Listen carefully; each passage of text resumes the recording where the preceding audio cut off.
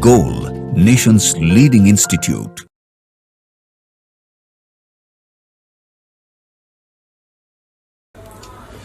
Hello dear students, आज हम लोग AITS मेजर टेस्ट 8 का ऑर्गेनिक केमिस्ट्री का यहाँ पे सॉल्यूशन करने वाले हैं। स्टूडेंट्स, इसमें जो क्वेश्चंस आया है देखते हैं। केमिस्ट्री का क्वेश्चन नंबर, ऑर्गेनिक केमिस्ट्री का क्वेश्चन नंबर 5 से आया है, तो देखते हैं इसका सॉल्यूशन किस तरह से होगा। क्वेश्चन नंबर 5 देखो क्या कहता है इसमें। Which of the following statements is incorrect about resonance? तो रेजोनेंस का है ये, ठीक है। इनकरेक्ट कौन सा है ये पूछ रहा है। तो देखो इसमें फर्स्ट क्या दिया है option, all the resonance structures must have all their atoms in same relative position in the space but differ only in placement of electron। सही बात है। अगर हम लोग कैनोनिकल स्ट्रक्चर्स ड्रॉ करते हैं तो कैनोनिकल स्ट्रक्चर्स में एटम अपना पोजीशन बिल्कुल नहीं चेंज करता है। तो होता क्या है, अब जैसे मान लो कोई कंजुगेशन है, एक एग्जांपल से तुम समझो, जैसे CH2 double bond CH single bond OH। अब इसमें अगर रेजोनेंस करवाओगे तो कंजुगेशन देखो बन रहा है यहाँ पे लोन पेयर सिग्मा पाई का, तो ये लोन पेयर इधर की तरफ आएगा, ये बॉन्ड मतलब इलेक्ट्रॉन इधर की तरफ आएगा, तो इलेक्ट्रॉन का डीलोकलाइजेशन हो रहा है। जो एटम है, ऐसा तो नहीं हुआ कि ऑक्सीजन उठ के यहां से यहां आ गया, ऐसा तो कुछ नहीं हो रहा है। समझ में आ रहा बात। तो ये स्टेटमेंट तो सही है, हम लोगों से इनकरेक्ट पूछा है। सेकंड देखो, all the resonating structures must have the same number of paired and unpaired. Students, होता क्या, ये एक रेजोनेंस का कंडीशन ही है कि जितना भी कैनोनिकल स्ट्रक्चर्स होगा उसमें पेयर्ड इलेक्ट्रॉन्स का नंबर भी सेम होना चाहिए और इन पेयर्ड अनपेयर्ड का भी नंबर सेम होना चाहिए। तो ये भी करेक्ट स्टेटमेंट है। थर्ड को देखो, थर्ड में लिखा है the resonance hybrid has higher energy than any of resonance contributor. Resonance contributors का मतलब कैनोनिकल स्ट्रक्चर। स्टूडेंट्स, जो रेजोनेंस हाइब्रिड होता है ना, वो सभी कैनोनिकल स्ट्रक्चर से ज्यादा इवन स्टेबल होता है। अब जितना भी कैनोनिकल स्ट्रक्चर है उससे ये है ज्यादा स्टेबल रेजोनेंस हाइब्रिड। तो अगर स्टेबिलिटी ज्यादा है तो ऑब्वियस सा बात है उसकी एनर्जी क्या होगी, कम। लेकिन इसमें क्या लिखा, हायर एनर्जी रेजोनेंस हाइब्रिड का, इस कारण से ये इनकरेक्ट है। तो हम लोगों का जो ऑप्शन होगा वो 5 का कौन सा हो जाएगा, थर्ड। ठीक है, चलिए आगे बढ़ते हैं अगले क्वेश्चन पे। क्वेश्चन नंबर 8 में क्या कहता है, free radical can be stabilized by. Free radical कैसे स्टेबलाइज हो सकता है। तो क्या क्या दिया इसमें, resonance only, inductive effect only, inductive effect and resonance only, फिर है resonance hyperconjugation and inductive effect. तो स्टूडेंट्स, फ्री रेडिकल में फ्री रेडिकल रेजोनेंस से भी स्टेबलाइज हो सकता है, हाइपर कंजुगेशन भी होता है। जैसे मान लो CH3 CH2 डॉट, तो देखो इसमें free radical sigma 3 hyper conjugable hydrogen है, तो हाइपर कंजुगेशन से भी ये स्टेबलाइज हो सकता है। और दूसरा इंडक्टिव, मतलब इसमें सब जो करेक्ट आंसर होगा सबसे सुटेबल वो फोर्थ ऑप्शन होगा, तीनों से स्टेबलाइज हो सकता है। ठीक है, क्वेश्चन नंबर 8। आगे बढ़ते हैं हम लोग क्वेश्चन नंबर 10 पे, और चलो देखते हैं क्वेश्चन नंबर 10 में क्या कह रहा है हम लोगों से। Question number 10, the incorrect match between list 1 and 2 etch. अब इसमें कुछ स्ट्रक्चर दिया है और कह रहा है कि कौन सा इक्लिप्स्ड फॉर्म या स्टैगर्ड फॉर्म का करेक्ट स्ट्रक्चर है, इस तरह से पूछा है। ठीक है, तो देखो एक जो पहले इसमें इनकरेक्ट मैच जो है वही मैं बताता हूं। पहले स्ट्रक्चर बना के इस तरह से दिया है H और फिर इस तरह से यहां से एक H और H। अब स्टूडेंट्स, इसके सामने में लिख दिया है staggered form of ethane. Obviously ये स्टैगर्ड फॉर्म नहीं है। क्यों, देखो ध्यान से देखो, ये सॉहर्स रिप्रेजेंटेशन है, तुमको समझ में आ रहा होगा। अब ये जो सॉहर्स रिप्रेजेंटेशन है उसको जरा ध्यान से देखो, ये इसको इस कार्बन को जैसे ऐसे लो, इस H के पीछे ये H है, इस H के पीछे ये H, इस H के पीछे ये H। तो स्टूडेंट्स, ये इक्लिप्स्ड कन्फॉर्मेशन है। कैसा होगा ये, इक्लिप्स्ड कन्फॉर्मेशन। लेकिन इसके थर्ड ऑप्शन को जरा देखो, यही बनाया है और लिखा हुआ है स्टैगर्ड फॉर्म ऑफ इथेन। तो ऑब्वियसली यही इनकरेक्ट मैच इसका होगा। ठीक है, उसके अलावे जो ऑप्शन है वो जैसे देखो, फर्स्ट ऑप्शन में क्या किया है, सिंपली इस तरह से बना दिया H H H, फिर इसके पीछे ये H H और H, इसको लिखा है इक्लिप्स्ड फॉर्म ऑफ इथेन, तो बिल्कुल सही लिखा है। इसके पीछे ये, इस H के पीछे ये, इसके पीछे ये, तो ये करेक्ट है। ठीक है, फिर दूसरे में क्या किया, स्टैगर्ड बना दिया है इस तरह से। ठीक है, H H H और बाकी फिर H H H, तो क्लियरली ये दूर दूर है, तो ये स्टैगर्ड फॉर्म हुआ। तो ऑप्शन जो होगा इनकरेक्ट इसी में लिखा हुआ था, इसके बारे में स्टैगर्ड लिख दिया था, इसलिए ये गलत था। चलिए ठीक है, 10 ये हो गया आपका क्वेश्चन। नेक्स्ट आते हैं, अगला क्वेश्चन हमारे पास है क्वेश्चन नंबर 16। तो चलो देखते हैं क्वेश्चन नंबर 16 में हम लोगों से क्या पूछ रहा है। क्वेश्चन नंबर 16 में, तो क्वेश्चन नंबर 16 में जो हम लोगों को दिया हुआ है, टोलुइन, देखो ध्यान से, और substituted toluene when treated with chromyl chloride. ठीक है, टोलुइन को या सब्स्टिट्यूटेड टोलुइन को क्रोमाइल क्लोराइड से रिएक्शन किया और फर्दर हाइड्रोलिसिस। स्टूडेंट्स ये इटार्ड रिएक्शन है। ठीक है, देखो क्या होता है रिएक्शन, जैसे हमने लिया, ये क्वेश्चन नंबर कितना था, 16, हमने लिया ये टोलुइन। देखो इस टोलुइन का रिएक्शन पहले किससे करा है, CrO2Cl2 से। बड़ा ही कॉमन सा क्वेश्चन है और इंपॉर्टेंट है, नीट में भी पूछा गया है ये क्वेश्चन। तो सबसे पहले एक इंटरमीडिएट स्पीसीज बनता है कुछ इस तरह का,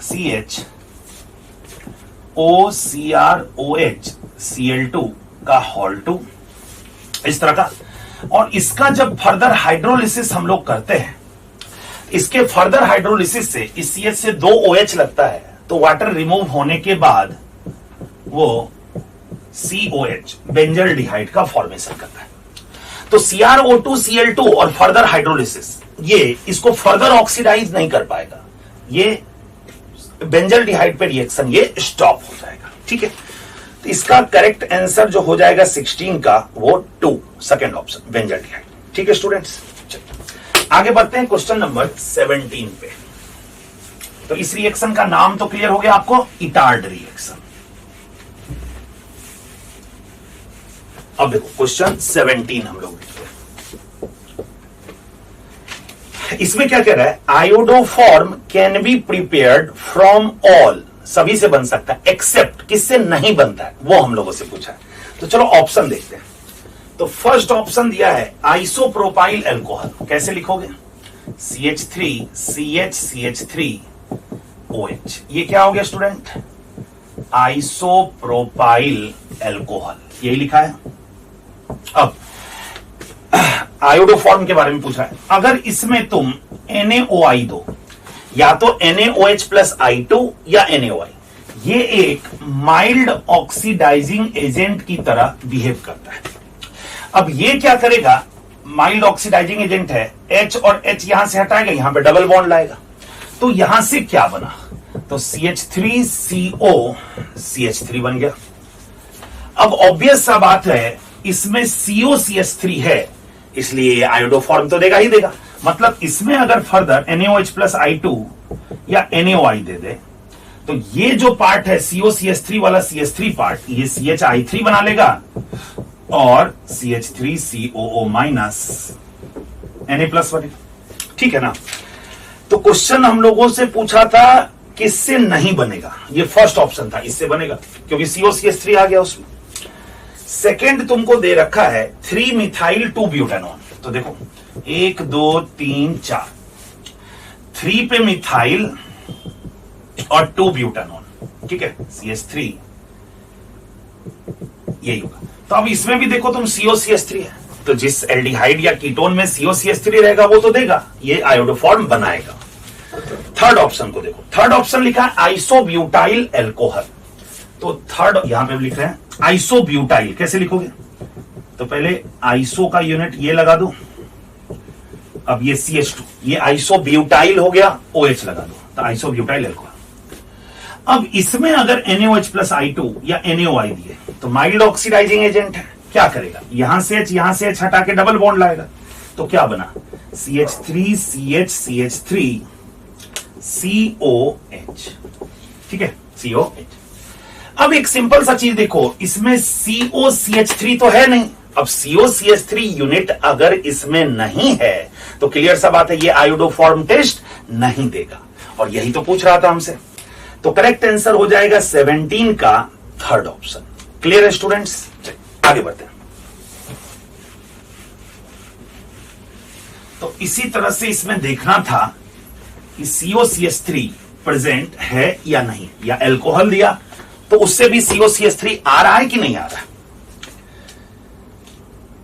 चलिए नेक्स्ट क्वेश्चन जो इसके बाद हमारे पास है वो है क्वेश्चन नंबर 20, और 20 में क्या कर रहा है, elimination reaction of pentane two all. तो बना देते हैं पेंटेन टू ऑल। ये देखो हमने बना दिया पेंटेन 2 पे ऑल। अब क्या कह रहा है, elimination reaction of pentane two ol to form pentene 2 ene. तो इसका डिहाइड्रेशन करा दो, सिंपल है। तो इसमें अगर तुम कॉन्क H2SO4 दे दोगे, हीट करोगे तो डिहाइड्रेशन होगा। यहां से OH, ये H हटेगा, यहां पे क्या आएगा, डबल बॉन्ड। तो प्रोडक्ट क्या बनेगा, CH3 CH double bond CH CH2 CH3। ठीक है, अब ऑप्शंस को पढ़ो क्या क्या दिया हुआ है। पेंट 2 इन, ये पेंट 2 इन होगा, क्लियरली दिख रहा है, दिस इज व्हाट पेंट 2 इन। अब देखो फर्स्ट ऑप्शन कह रहा है कि ये बीटा एलिमिनेशन रिएक्शन है, ये तो सही है। कैसे, OH जिस कार्बन से लगा ये हो गया अल्फा, तो यहां से OH हटा और इस बीटा से H हटा, यही हुआ ना, यहां डबल बॉन्ड आया, तो यहां से OH यहां से H, तो इसको क्या कहेंगे, बीटा एलिमिनेशन, 1-2 एलिमिनेशन या बीटा एलिमिनेशन। ठीक है, ये तो करेक्ट है। फिर लिखा है डीहाइड्रोहेलोजिनेशन, ये तो गलत है, H तो हटा, X कहां हटा है, ये डिहाइड्रेशन रिएक्शन है, तो B इसका रॉन्ग है।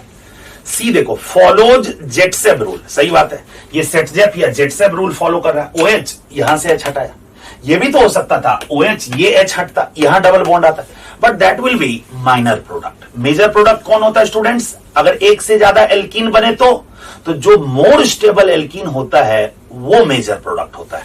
इस कारण से यहां से OH यहां से H हटा के जो यहां डबल बॉन्ड आया, this product is major. Clear है स्टूडेंट्स? तो थर्ड हो गया फॉलोज जेटसेब रूल, और फोर्थ डी में लिखा है डिहाइड्रेशन रिएक्शन है, ये भी सही है।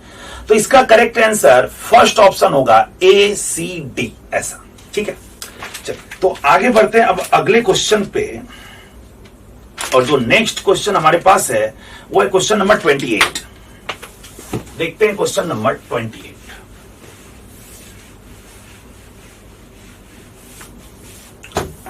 देखिए क्या कह रहा है question number 28, which of the following alkene can not be made in good yield by Kolbe's electrolysis.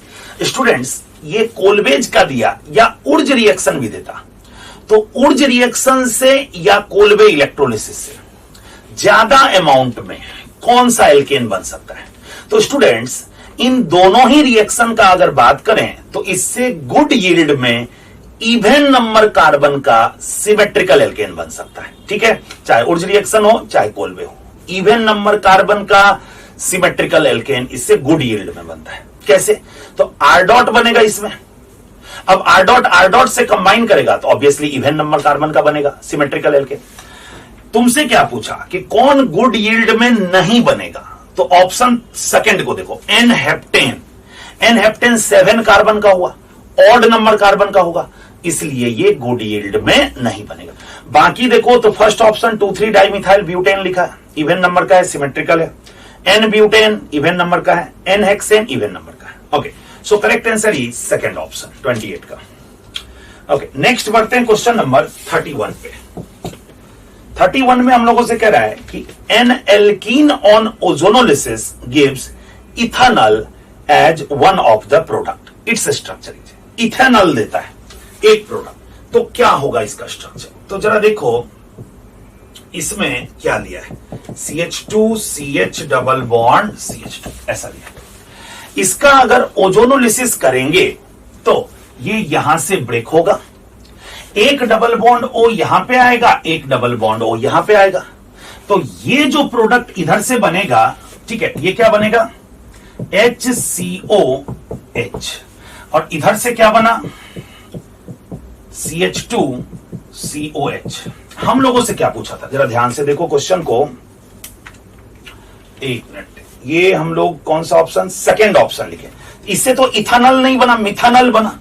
Okay, इसका जो करेक्ट आंसर होगा वो फोर्थ ऑप्शन होगा। उसमें क्या दिया है देखो, तो फोर्थ ऑप्शन में students CH double bond CH single bond CH3 ऐसा दिया हुआ है।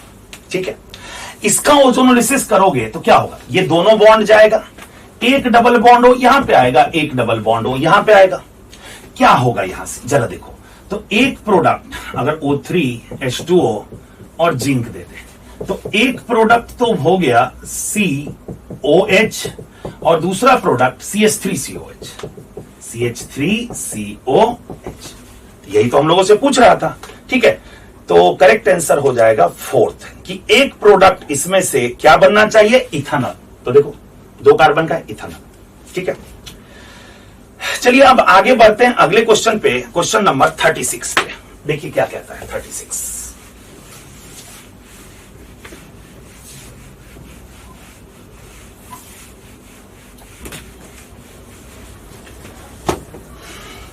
तो क्वेश्चन नंबर 36 हम लोग के पास है, identify compound X in the following. देखो क्या दिया हुआ इसमें, CH3 C double bond O और इसका रिएक्शन दिया इथिलीन ग्लाइकॉल से CH2OH in presence of HCl gas. ठीक है, डाइल्यूट HCl गैस। स्टूडेंट्स ये इथिलीन ग्लाइकॉल का काम क्या होता है ना, कि ये कार्बोनाइल कंपाउंड के CO को प्रोटेक्ट करता है।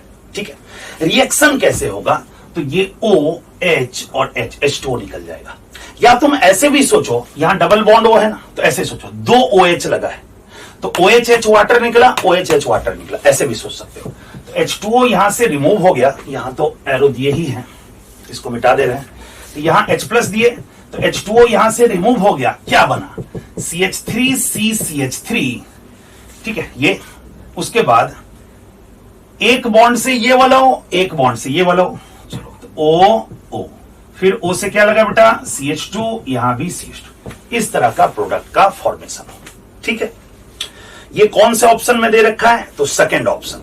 तो 36 का आंसर हो जाएगा सेकंड। ठीक, आगे बढ़ते हैं क्वेश्चन नंबर 38 पे।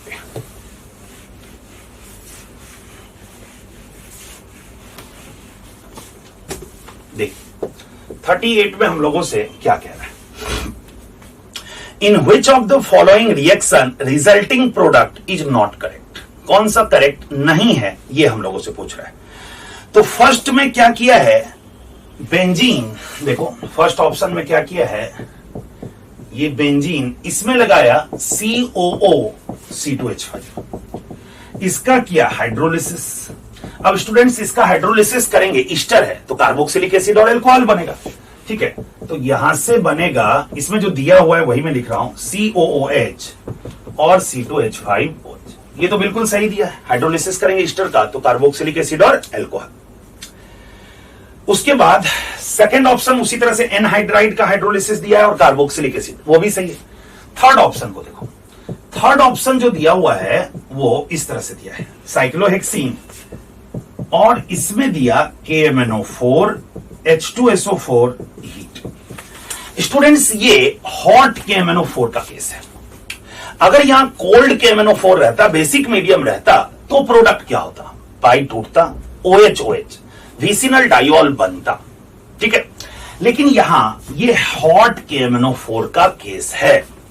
तो हॉट KMNO4 का जो स्टूडेंट्स प्रोडक्ट बनता है ना, वो ऑक्सीडेटिव ओजोनोलिसिस वाला प्रोडक्ट बनता है। तो प्रोडक्ट क्या बनेगा, ये दोनों जाएगा, ऑक्सीडेटिव ओजोनोलिसिस वाला। यहां डबल बॉन्ड O लगाओ, यहां डबल बॉन्ड O लगाओ और उसके बाद OH लगा तो कार्बोक्सिलिक एसिड बनेगा। तो प्रोडक्ट क्या बना, यहां से देखो, इस कार्बन को देखो, इस कार्बन को मैं लिख रहा हूं COOH कर लगा दे रहा हूं। उसके बाद कितना कार्बन है, CH2 CH2 CH2 CH2, 4 carbon है तो CH2 का होल 4 और फिर आगे इस कार्बन से डबल बॉन्ड OH। इस तरह के प्रोडक्ट का फॉर्मेशन होगा। लेकिन इसमें जो गिवन है वो क्या किया, पाई तोड़ के दोनों को OH लगा दिया, जो कि कोल्ड KMNO4 का केस है। इस कारण से अपने से तो यही पूछ रहा था, रिजल्टिंग प्रोडक्ट नॉट करेक्ट किस में है, तो करेक्ट आंसर हो जाएगा थर्ड ऑप्शन। ठीक है स्टूडेंट्स, आगे बढ़ते हैं अगले क्वेश्चन पे। और अगला क्वेश्चन है हमारे पास क्वेश्चन नंबर 42। देखते हैं क्वेश्चन नंबर 42 में क्या कह रहा है।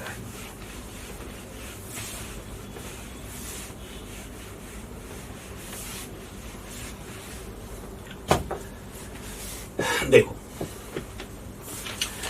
In which of the following reaction resulting product is not correct. Again not correct दिया है। देखो, इसका जो फर्स्ट ऑप्शन है उसमें क्या किया, यहां पे लगाया CH2OH, यहां पे OH, और रिएक्शन किससे किया, HCl से, हीट। अब स्टूडेंट सिंपल सा है, ROH HX देंगे तो RX बनेगा, तो ये OH हट के Cl तो लगेगा, लेकिन इस OH को ये हटा नहीं पाएगा, क्योंकि यहां पे न्यूक्लियोफिलिक सब्स्टिट्यूशन नॉट पॉसिबल।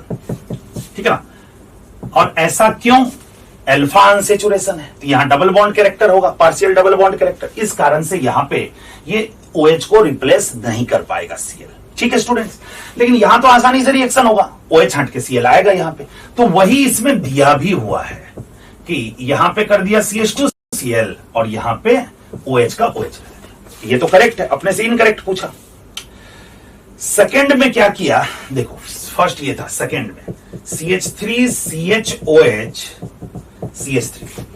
अब इसमें सिल्वर या कॉपर और 573 केल्विन, तो ये क्या करता है, माइल्ड ऑक्सीडाइजिंग एजेंट की तरह बिहेव करता है, उसी टाइप का प्रोडक्ट बनाता है। ठीक है ना, तो वो क्या करेगा, H हटेगा, यहां पे डबल बॉन्ड आएगा, तो प्रोडक्ट क्या बनेगा, यहां से CH3CO CH3, ऐसा प्रोडक्ट बनेगा। तो ये भी वही दे रखा है, ये भी करेक्ट है।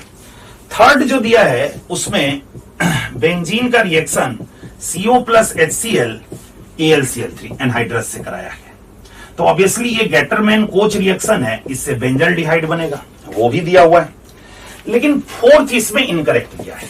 फोर्थ में क्या होना चाहिए, देखो बेंजीन में लगाया COCl और इसमें दिया H2PD BaSO4, तो स्टूडेंट्स ये कौन सा रिएक्शन है, रोजेंडमंड रिएक्शन, और रोजेंडमंड रिएक्शन में प्रोडक्ट क्या होगा, COCl, तो Cl हट के क्या लगेगा, H, तो इसका जो प्रोडक्ट होगा वो क्या बनेगा, COH। लेकिन अगर तुम ऑप्शन देखोगे तो इसमें CH2OH कर दिया है, तो यही इसमें रॉन्ग है। ठीक है, तो आंसर कौन सा हो जाएगा 42 का, फोर्थ ऑप्शन। ठीक है स्टूडेंट्स, चलिए आगे बढ़ते हैं 42 के बाद नेक्स्ट क्वेश्चन में।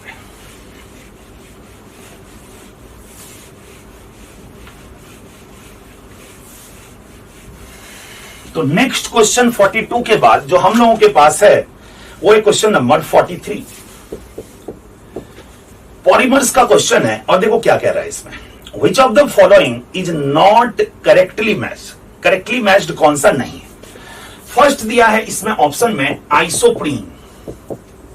आइसोप्रीन, तो आइसोप्रीन क्या होता है, CH2 डबल बॉन्ड CCH3 फिर CH डबल बॉन्ड C2, ये तो सही दिया है। 2 मिथाइल 1,3 ब्यूटाडाइन, इसी को आइसोप्रीन कहते हैं।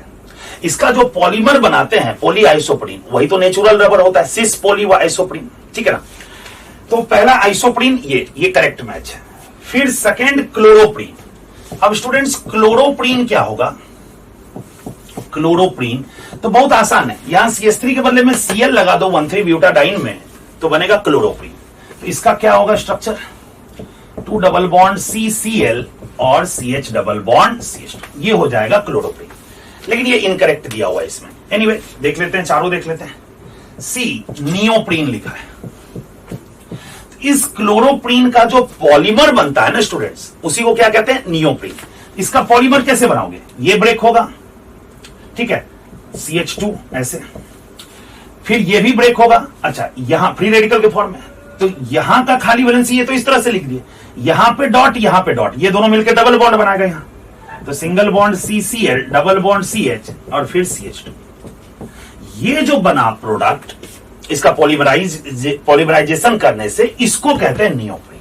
ठीक है, अब डी में देखो, डी में दिखा है पोली प्रोपीन। तो प्रोपीन को अगर पॉलीमराइज करेंगे तो कैसा स्ट्रक्चर बनेगा, वही देखो दिया है CH2 CH CH3 और ऐसे हॉल एन। इसमें करेक्ट कौन कौन सा है? तो आइसोप्रीन ये दिया हुआ है, ये करेक्ट है। मतलब इसमें जो दिया हुआ है, ये तो हम लोग बनाए इस तरह से। तो देखो इसमें जो दिया हुआ है, फर्स्ट करेक्ट दिया हुआ है आइसोप्रीन। हम लोगों से नॉट करेक्टली पूछ रहा है, तो बी में देखो क्लोरोप्रीन एक्चुअल में ये होता है, लेकिन उसमें देखोगे ऑप्शन में तो गलत लिखा हुआ है। ठीक है, सी में देखो नियोप्रीन, नियोप्रीन का एक्चुअल स्ट्रक्चर ये है, तो ये भी इसमें जो क्वेश्चन में लिखा है ये रॉन्ग लिखा है, और डी ठीक लिखा है। इसका मतलब करेक्ट ऑप्शन जो होगा 43 का वो फोर्थ हो जाएगा। ठीक है स्टूडेंट्स, 43 का फोर्थ। आगे बढ़ते हम लोग क्वेश्चन नंबर 44 पे। ये केमिस्ट्री इन एवरीडे लाइफ का क्वेश्चन है, याद रखने वाला क्वेश्चन है। क्या पूछ रहा है? The artificial sweetener stable at cooking temperature and does not provide calorie. Student ये एनसीईआरटी का एक लाइन ही है, इसमें आंसर हो जाएगा सुक्रालोज। सुक्रालोज जो है, ठीक है, ये स्टेबल रहता है, कुकिंग टेम्परेचर पे स्टेबल रहता है, और ये कैलोरी को नहीं बढ़ाता है। ठीक है, तो 44 का करेक्ट आंसर इसमें से थर्ड ऑप्शन हो जाएगा। ठीक है, चलिए आगे बढ़ते हैं। इसके बाद जो हमारे पास ऑर्गेनिक केमिस्ट्री का क्वेश्चन है वो है क्वेश्चन नंबर 47। चलिए देखते हैं 47 में क्या कहना है।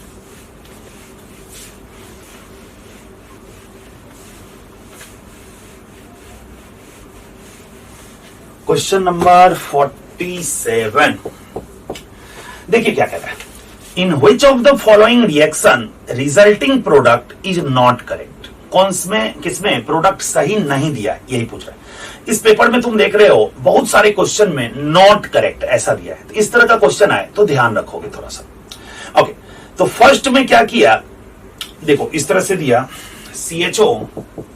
CHOH का होल 4 और CH2H ग्लूकोज, इसमें HI हीट दिया, तो ऑब्वियस बात है ये एन हेक्सेन बनता है, पढ़े हो तुम बायोमोलिक्यूल्स में, तो इसमें दिया भी हुआ है एन हेक्सेन,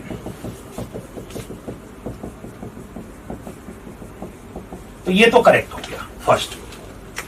इसके बाद सेकंड में जो किया है, ये देखो क्या किया है सेकंड में, फिर से यही CHOH का होल 4 और CH2H, इसका रिएक्शन कराया NH2OH हाइड्रोक्साइल। तो हम लोग एल्डिहाइड कीटोन का पढ़ते हैं अमोनिया एंड इट्स डेरिवेटिव के साथ, ये वही रिएक्शन है। तो क्या होगा बेटा, ये O और ये H2O बन के बाहर निकल जाएगा, और क्या लग जाएगा C डबल बॉन्ड NOH, बाकी तो ये तो कॉपी हो जाएगा। तो सेकंड भी सही दिया हुआ इसमें। थर्ड में क्या किया है, थर्ड ऑप्शन में देखो तुमको लिया CHOH का होल 4 और CH2H, इसमें दिया ब्रोमीन वाटर। ये bromine water mild oxidizing agent की तरह बिहेव करता है, और ये सिर्फ इस एल्डिहाइड ग्रुप को ऑक्सीडाइज कर पाता है।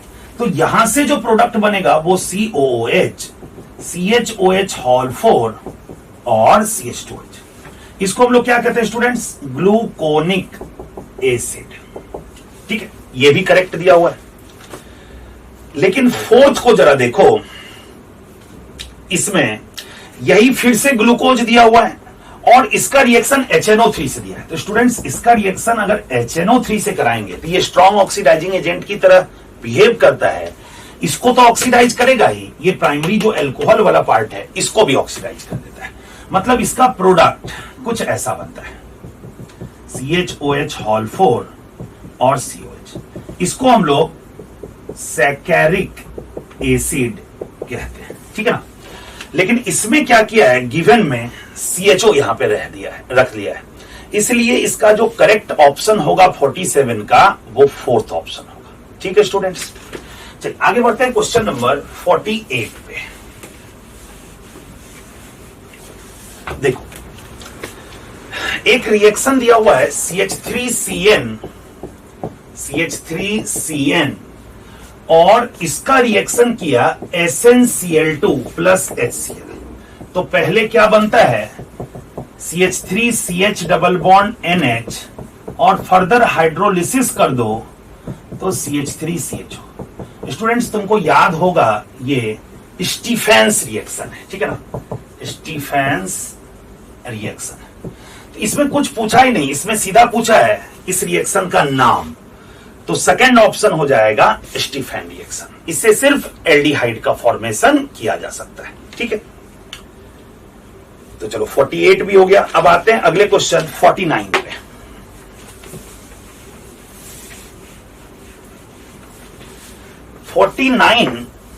जो है क्वेश्चन, ये एस्टिमेशन मेथड्स का है, क्वालिटेटिव एनालिसिस और क्वांटिटेटिव जो भी।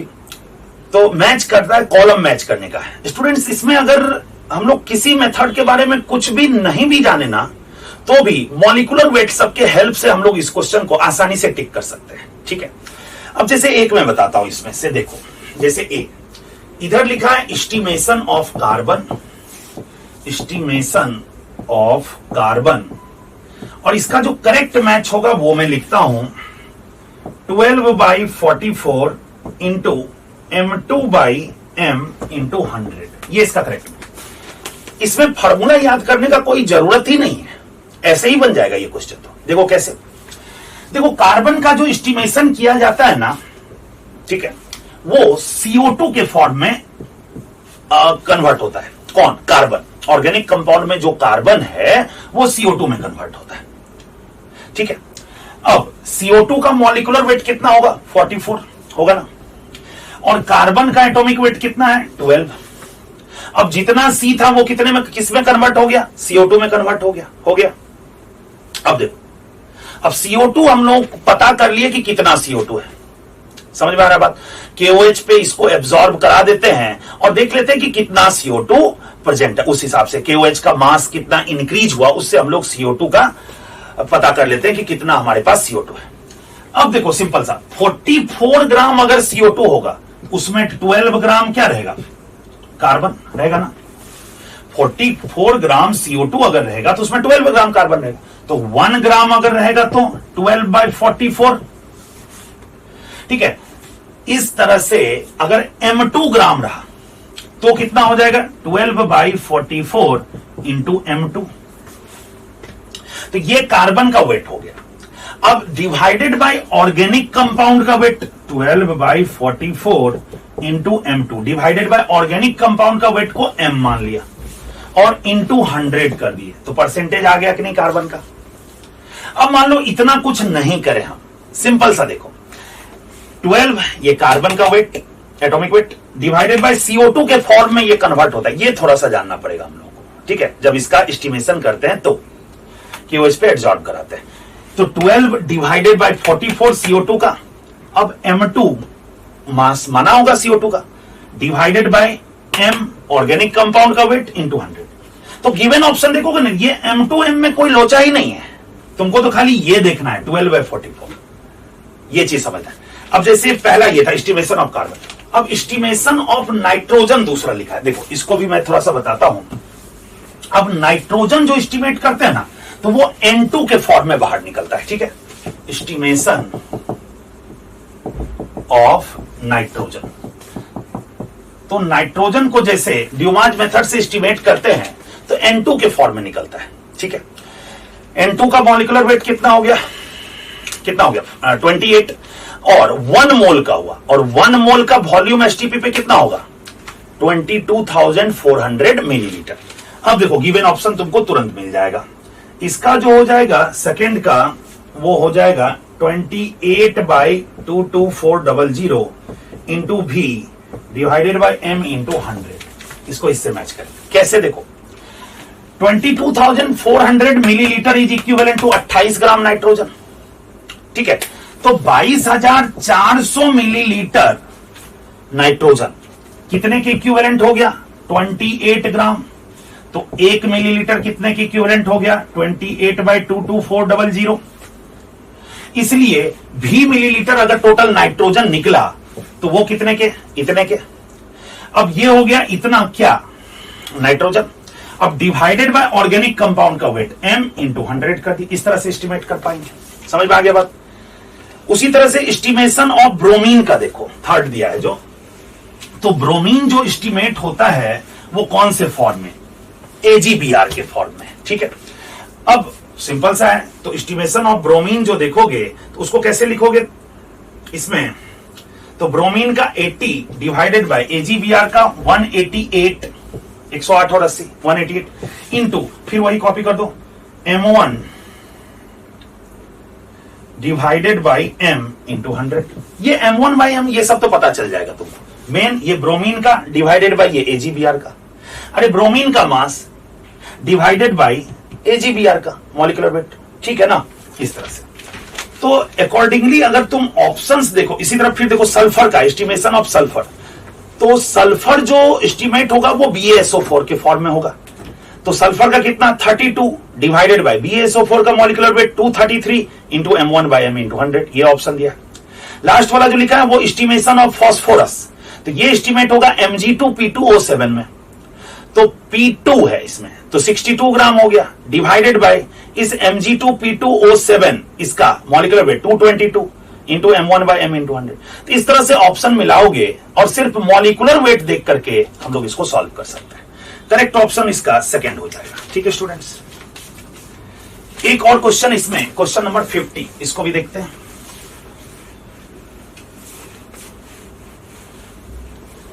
तो देखिए क्वेश्चन नंबर 50 कहता है एक कंपाउंड X है, इसका मॉलिक्यूलर फॉर्मूला दिया है C3H9N, ऐसा दिया। इसका अनसेचुरेशन फैक्टर 0 आएगा, मतलब इसमें कोई पाई बॉन्ड या रिंग ऐसा नहीं है। आगे बढ़ो, रिएक्ट्स विथ, इसको किससे रिएक्शन कराया, C6H5SO2Cl, मतलब ये हिंजबर्ग रिएजेंट है स्टूडेंट, हिंजबर्ग रिएजेंट। और देखो क्या लिखा है, इससे रिएक्शन कराया to given a solid which is insoluble in alkali. इससे जो प्रोडक्ट बनेगा, जो भी प्रोडक्ट बना, ये प्रोडक्ट, इसके बारे में लिखा है ये इनसॉल्युबल इन अल्कली होगा। अब अगर तुमको याद हो, ये हिंजबर्ग रिएजेंट प्राइमरी, सेकेंडरी और टर्सरी अमाइन को डिस्टिंग्विश करता है। प्राइमरी अमाइन का जब रिएक्शन करते हैं हिंजबर्ग से, तो जो प्रोडक्ट बनता है वो अल्कली में सॉल्युबल होता है।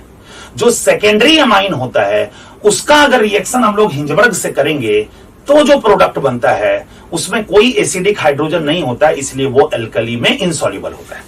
इसमें करेक्ट आंसर सेकंड होगा ऑप्शन। उसमें दिया क्या हुआ है देखो, CH3NH CH2CH3।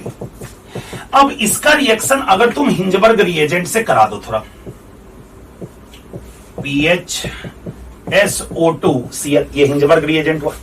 N पे लोन पेयर है, इस पे अटैक करेगा, SO को ओपन करेगा, रिटर्न होके Cl को भगा देगा। क्या बना यहां से प्रोडक्ट अगर देखोगे तो PH S double bond O, ठीक है, या NH था, NH2 नहीं, NH N रहेगा, और N से क्या क्या लग गया स्टूडेंट्स, CH3 और CH2CH3। अब अगर तुम इस नाइट्रोजन को यहां पे देखो तो इस पे एक भी एसिडिक हाइड्रोजन, मतलब हाइड्रोजन नहीं है, तो इसमें एसिडिक हाइड्रोजन प्रेजेंट नहीं हुआ। और अगर एसिडिक हाइड्रोजन प्रेजेंट ना हो तो ऑब्वियस सा बात है स्टूडेंट्स, ये अल्कली में सॉल्युबल नहीं होगा, ठीक है। तो इस कारण से इसका जो करेक्ट आंसर हो गया क्वेश्चन नंबर 50 का, वो होगा सेकंड ऑप्शन, ठीक है स्टूडेंट्स। तो आई थिंक आप सभी अच्छे से सभी क्वेश्चंस को समझ गए होंगे, ठीक है। अच्छे से नीट का आप प्रिपेयर कीजिए, बहुत कम समय है। Thank you.